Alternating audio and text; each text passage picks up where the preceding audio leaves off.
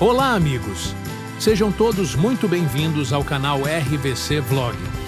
No vídeo de hoje, vamos fazer uma viagem à década de 60, no início da indústria automobilística nacional, e rever os carros produzidos no período e que dominaram nossas ruas. Lembrando aos amigos que não se esqueçam de curtir e compartilhar. Caso ainda não seja inscrito, se inscreva e não se esqueça de hypar este vídeo, clicando no botão que irá aparecer assim que você clicar em curtir.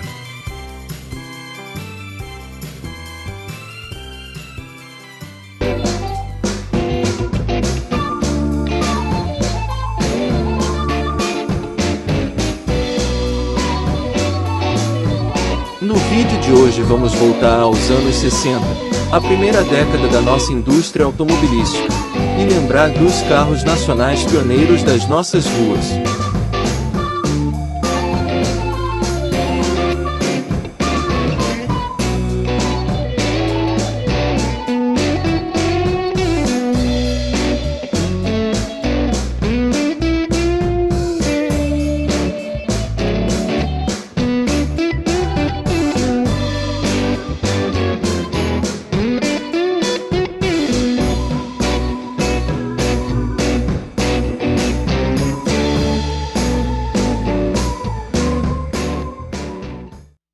Desde 1953, com a proibição de importar carros inteiros, a Volkswagen, a Mercedes-Benz e a Willys-Overland se tornaram fábricas nacionais.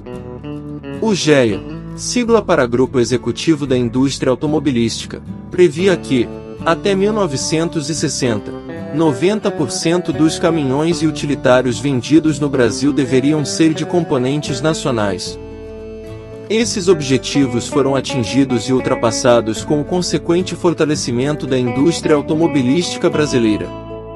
Já no final dos anos 50, com o lançamento da Home Zeta em 1956, seguida pela Vemag, com sua perua Vemaguete, a indústria automobilística brasileira mostrava que chegou para ficar.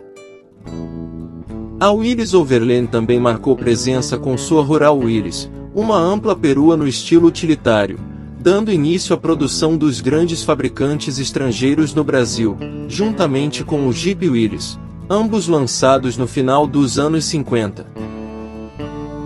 Momento histórico para a Volkswagen no Brasil, com a primeira Kombi, lançada em 1957, a montadora alemã começava sua trajetória para se tornar mais adiante na mais poderosa indústria automobilística no país. Também em 1957 era apresentado mais um carro, desta vez um Jeep da Vemag, o DKV Candango. Com linhas revolucionárias para a época, o Jeep durou pouco, sendo produzido até 1963. Em 1959 a Volkswagen finalmente começa a produzir no Brasil o sedã 1200. O Fusca começava seu reinado no país, que já se consolidava no restante do mundo. Por décadas o Besouro foi o carro da família brasileira. O ano de 1959 também marca a chegada do primeiro carro francês no país. Fabricado pela Willys sob licença da Renault, o Dauphine fazia até 17 km por litro. Em meados dos anos 60 mudou seu nome para Gordini. Mais um lançamento de 1959 foi o FNMJK, da Fábrica Nacional de Motores, indústria estatal estabelecida em Xerém, Rio de Janeiro, que produzia também caminhões. O sedã de luxo era feito sob licença da Alfa Romeo. Outro importante lançamento de 1959 foi do Simca Chambord. Com sua traseira no estilo rabo de peixe, o vistoso sedã ganhou o apelido de Belo Antônio e fazia 8,5 km por litro de gasolina. O desbravador dos rincões brasileiros também começou sua jornada em 1959, inicialmente como Land Cruiser, mais tarde passando a se chamar Toyota Bandeirante. Veio com motor 6 cilindros de 3.800 cm3 movido a gasolina. A GM lançou também em 1959 sua Peru Amazonas, o primeiro SUV da marca americana no país. Foi a precursora da Veraneio e era derivada da caminhonete Brasil 3100. Em 1960 a Willys apresentou seu Aero Willys de primeira geração. O mercado brasileiro recebeu com impacto o sedã de 4 portas. Entretanto, seu design já era bastante ultrapassado e foi lançado uma versão totalmente nova em 1962. Também em 1965 apresentava o modelo de luxo Presidência, que tinha basicamente a mesma mecânica do Simca Chambord e acompanhou a evolução estilística da linha. Em 1961 o sedã DKV VMAG Belcar continuava recebendo modificações, ganhando novos para-choques e lanternas traseiras maiores. A mecânica era inconfundível 2 tempos de 3 cilindros. Também em 1961 era apresentado o primeiro esportivo brasileiro de série, o Willys Interlagos. Baseado no Renault Alpine francês, o esportivo vinha em 3 versões, berlineta, coupé e conversível. Foi um dos mais famosos carros de corrida dos anos 60, pela lendária equipe Willys e pilotado pelo mítico Bill Clemente. 2 anos se passaram entre a apresentação do Fissore, fabricado pela VMAG, no Salão do Automóvel e sua entrada no mercado nacional em 1962. Com linhas modernas e desenvolvido por um estúdio de design italiano, o Fissore foi premiado internacionalmente. Uma das grandes sensações do ano de 62 foi o lançamento do famoso Camanguia, que usava a mesma mecânica e chassi do Fusca. Era feito em 2 partes, chassis na Volks, que depois eram enviados rodando para a fábrica da Camanguia, do outro lado da avenida. Em 1964 a GM apresenta a Perua Veraneio no mercado. O SUV chega para substituir a Amazonas e desde o começo tem grande aceitação no mercado brasileiro, graças ao grande espaço interno e à robustez da carroceria. A FNM lançou em 1964 uma versão melhorada e mais esportiva do JK2000, o modelo Team, que não se consolidou no mercado, sendo produzidas poucas unidades. Para comemorar o milionésimo carro da indústria automobilística brasileira, a Willys apresentou em 1964 o carro conceito esportivo Capeta, baseado na berlineta Interlagos. O Willys Teimoso, a DKV Caissara e o Volks Pad Boy foram uma tentativa mal sucedida de carros populares.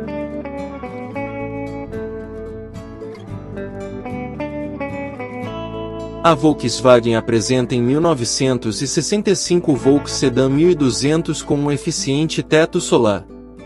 Infelizmente, colocaram o apelido no carro de cornovagem, o que decretou o fim prematuro da versão. Com melhores engates do câmbio e isolamento acústico, o DKV Belcar ganha o nome de Rio, em homenagem ao 4º centenário da cidade carioca.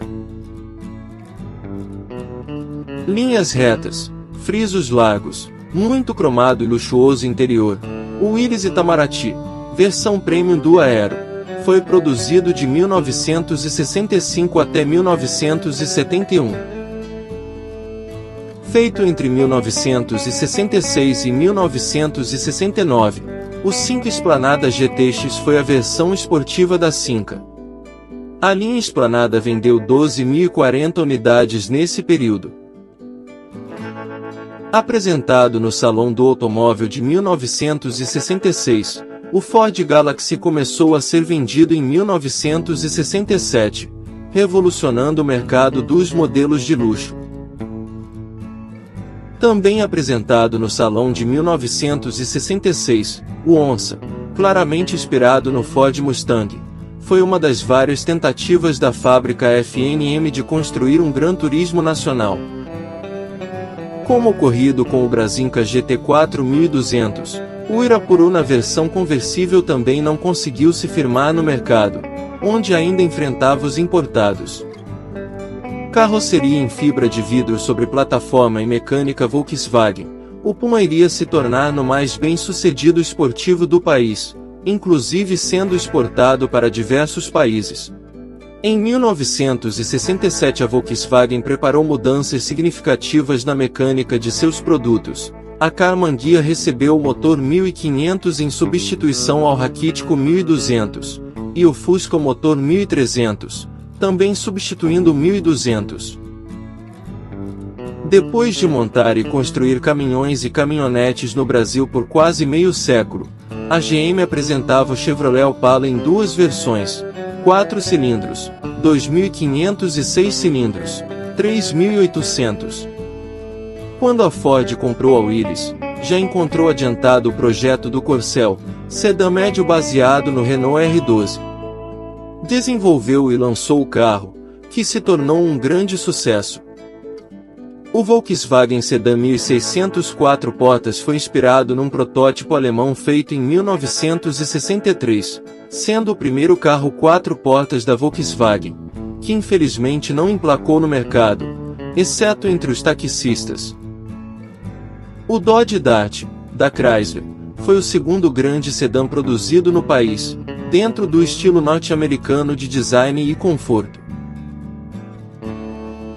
Depois de ter sido lançado um ano antes, com 4 portas, em 1969 o Corcel ganhava sua linda versão coupé e mais adiante viria o esportivo GT. Finalizando, em 1969, a Volkswagen apresenta a perua variante, montada na plataforma do sedã 1600, vinha com a mecânica 1600 plano e dupla carburação. Foi o mais bem-sucedido derivado do Fusca.